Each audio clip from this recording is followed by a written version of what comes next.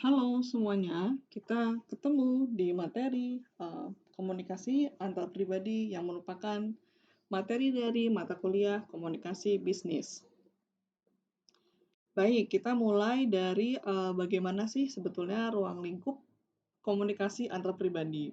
Diketahui bahwa di sini definisinya ialah komunikasi yang dilakukan seseorang dengan orang lain dalam satu masyarakat atau organisasi dengan menggunakan media komunikasi tertentu dan dengan bahasa yang dapat dipahami dalam rangka mencapai sebuah tujuan. Artinya apa?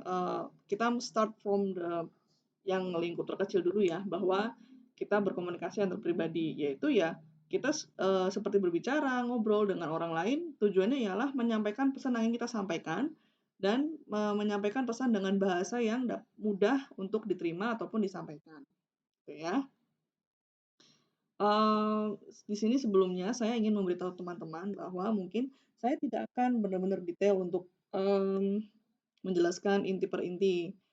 Tetapi saya akan menjelaskan secara garis besar dan harapannya teman-teman yang mempunyai slide materi ini dapat membaca dan mendengarkan penjelasan dari saya secara garis besarnya.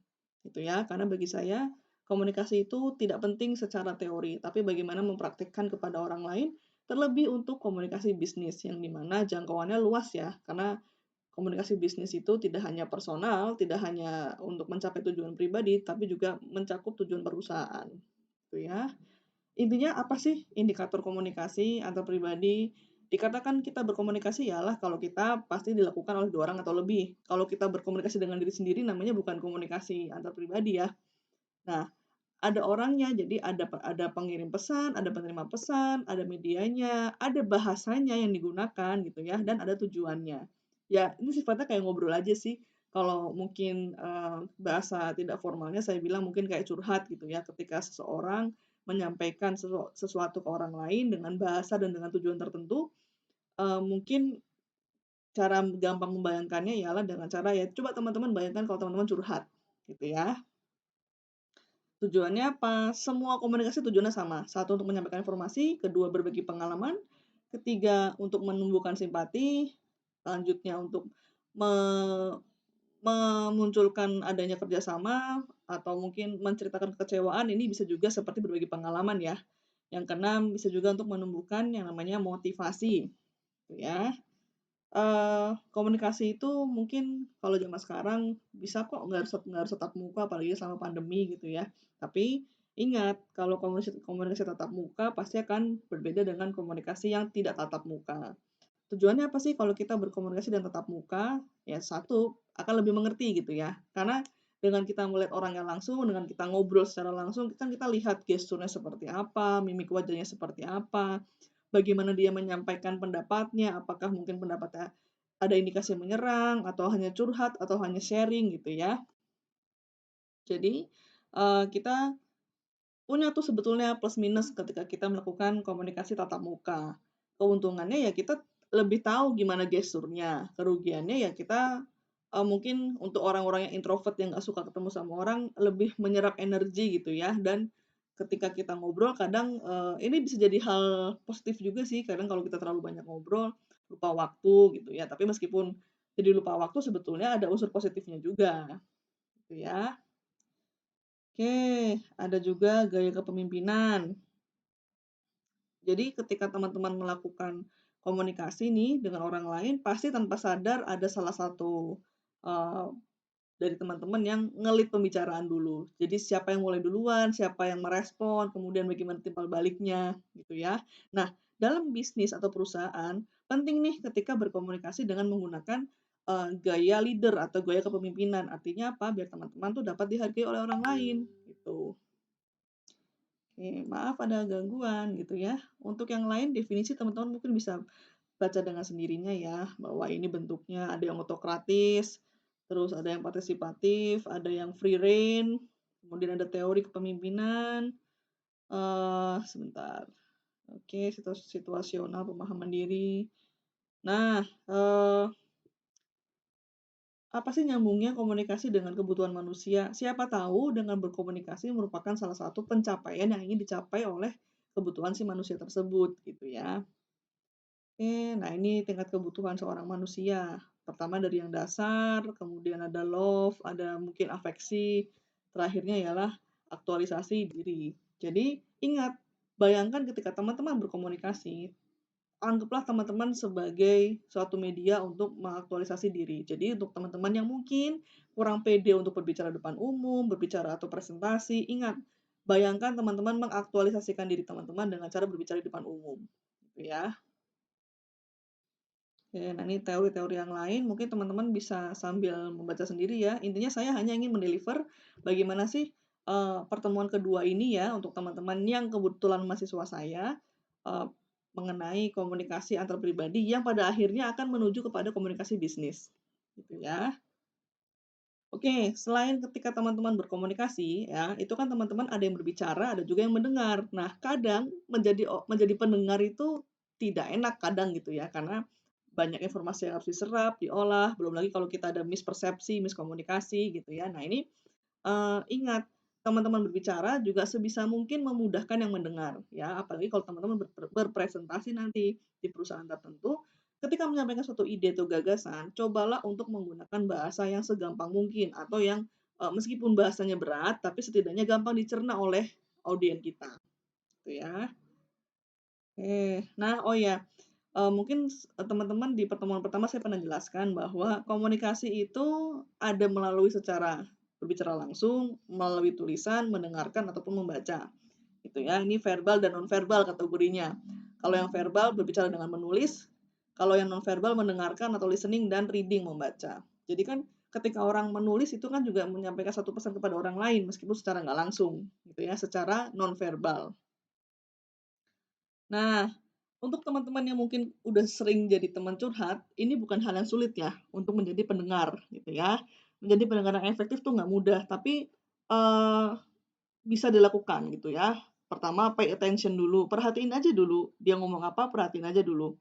Baru tahap selanjutnya ialah try to listen, mendengarkan. Ketika sudah coba mendengarkan, coba untuk diresapi, pahami, dia itu maksudnya ngomong apa sih, gitu ya. Terakhir baru di-remember.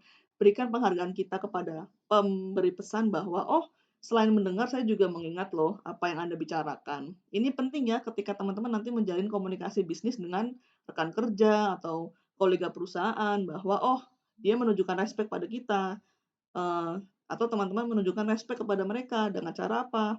Mengingat apa yang disampaikan oleh pemberi pesan. Ini penting ya. Ya, hal positifnya apa? Mungkin dengan teman-teman menunjukkan respect tersebut, pada akhirnya kalau teman-teman ada kerjasama atau ada project dapat berhasil karena teman-teman menunjukkan atau show the respect ke orang tersebut bahwa, "Oh, kita mendengarkan, idemu loh," gitu ya. Atau teman-teman, ketika berbicara menggunakan bahasa yang mudah kepada audiens, pendengar. Jadi, "Oh, kayaknya lebih enak, bekerja sama dengan Mister A deh," gitu ya, karena dia menyampaikannya enak nih, gitu. Kalau di perusahaan gimana? Ya, manajer dan karyawan akan terhindar dari adanya mispersepsi atau miskomunikasi. Artinya apa? Manajer mendengarkan, aspirasi bawahan, bawahan pun mendengarkan instruksi manajer. Jadi saling mendengar nih, ya, apa yang disampaikan didengarkan dengan baik. Ya, itu contoh di kehidupan nyata. Nah, kadang kita sebagai orang yang namanya juga manusia punya kelemahan ya, apalagi terkait mendengar. Ada ada boundaries-nya, ada batasan-batasannya, ada hambatan ya. Hambatannya apa? Kadang kita juga secara emosional lagi capek, terus kita lagi sibuk sama diri kita sendiri, terus, mungkin kita punya masalah dengan orang lain yang kadang tuh nggak secara sadar kebawa ketika kita berkomunikasi dengan orang lain. Nah, ini memang, eee, tantangan teman-teman nanti ketika sudah, menjadi profesional ya, menjadi orang yang profesional, bekerja di tempat tertentu, ya teman-teman harus bisa mengolah perasaan itu. Jangan sampai ketika berbicara dengan orang lain, menunjukkan gestur emosinya. Atau ketika mendengar jadi kayak ogah-ogahan, nanti bisa jadi ada, kesalahpahaman nih antara teman-teman dengan rekan kerja ataupun dengan, rekan bisnis ataupun dengan bos, gitu ya. Nah ini, penghalang komunikasi. Nomor 2 ini penting banget ya, emosi. Karena memang yang menjadi blok atau menjadi halangan tuh justru kadang malah emosi. Yang awalnya kita bisa berpikir jernih, karena emosi jadi butek, nggak bisa lagi mengontrol. Makanya saya bilang, penting untuk mengelola hati, ya.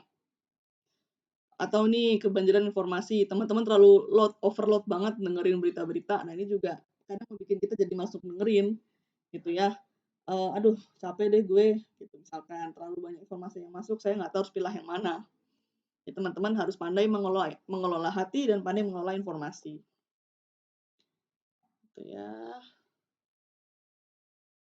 Oke, ini contohnya ya, contoh dari, apa nih tadi,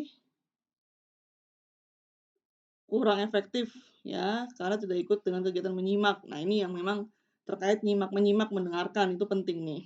Ya, contoh sederhana misalkan dosen memberikan instruksi apa, mahasiswa nggak dengerin, salah mengerjakan, ada miskomunikasi lagi. Dosen merasa nggak dihargai, mahasiswa merasa kok nggak diterima pekerjaan saya. Nah, itu kan juga miskomunikasi ya, penting. Ini contoh-contoh yang mungkin teman-teman bisa pelajari.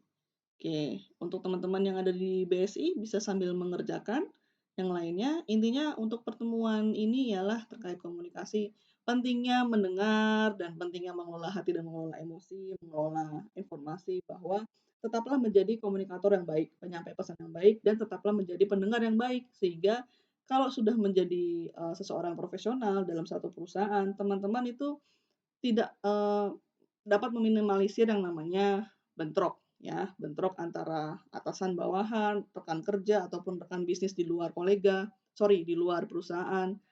Memang, penting untuk melatih itu. Bagi teman-teman yang ngerasa nggak pede untuk berbicara, cobalah untuk berbicara. Bagi teman-teman yang merasa kurang bisa mendengar, try untuk mendengar. Cobalah berempati dengan orang lain, bersimpati dengan orang lain, karena dengan cara begitu, pada akhirnya apa? Ingat, kalau teman-teman sudah berbicara tentang komunikasi bisnis, ada tujuan perusahaan yang harus dijalani bersama, yang harus dicapai bersama. Teman-teman nggak bisa egois lagi, memikirkan pendapat sendiri, udah nggak bisa.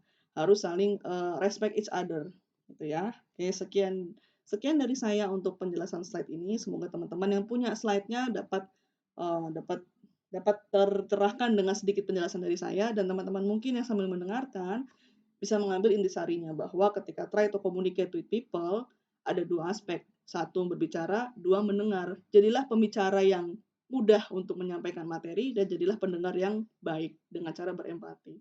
Sekian dan terima kasih.